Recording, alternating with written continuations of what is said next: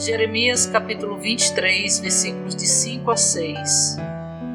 Levantarei a Davi um renovo justo, será este o seu nome com que será chamado, Senhor, justiça nossa. Capítulo 31, versículo 33. Porque esta é a aliança que firmarei com a casa de Israel depois daqueles dias, diz o Senhor. Na mente lhes imprimirei as minhas leis, também no coração lhes inscreverei. Eu serei o seu Deus e eles serão o meu povo. Como cristãos, violamos o princípio de ser um com Deus. Podemos não ter o coração de ser um com Deus, contudo gostamos de ser o seu povo. O resultado é que não cooperamos com a vontade de Deus, nem com a mente de Deus. Antes expressamos as nossas opiniões e nos importamos com o que gostamos e não gostamos. É por essa razão que não há unidade entre os crentes hoje. Se não formos um com Deus, não poderemos ser um com os outros. Aqueles que não são um com Deus não tomam a sua vontade nem bom prazer, mas expressam as suas opiniões e buscam as suas preferências. Fazer isso é cavar cisternas rotas que não retêm águas. Porque nós, tal como os filhos de Israel, não éramos um com Deus e não tínhamos o coração para fazer a vontade de Deus ou tomar o seu bom prazer. Ofendemos Deus, transgredimos as suas ordenanças e cometemos pecado contra os seus mandamentos. Éramos um povo cujo coração era enganoso e desesperadamente corrupto. Fomos expostos. A nossa natureza é pecaminosa, rebelde. É uma natureza que não pode ser mudada.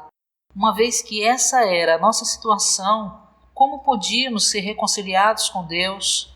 A resposta está no capítulo 23, versículos de 5 a 6. A única maneira de sermos reconciliados com Deus e justificados por Ele é através de Cristo, o novo rebento, o renovo justo, que se chama Senhor, justiça nossa. Como renovo justo, Ele veio na carne como o descendente de Davi e morreu na cruz e derramou o seu sangue a fim de efetuar a redenção para sermos justificados. Com base na redenção de Cristo, fomos justificados e o Deus triuno entrou em nós para ser a nossa vida, a nossa pessoa e o nosso tudo. Isso cria uma situação em que Deus é livre para trabalhar a sua economia eterna em nós ao dispensar-se ao nosso ser. Se virmos esse princípio e o compreendermos, entenderemos o livro de Jeremias. O livro de Jeremias não foi escrito segundo a cronologia histórica, mas tem uma sequência espiritual. Primeiro, Jeremias mostra os pecados básicos do povo de Deus: abandonar Deus e cavar as suas próprias cisternas. Depois, o coração humano é gradualmente exposto, ficando claro que é um coração enganoso e desesperadamente corrupto.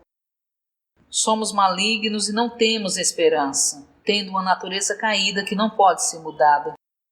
A fim de ser um com Deus, precisamos de Cristo como o renovo de Davi, para ser a nossa redenção e justificação.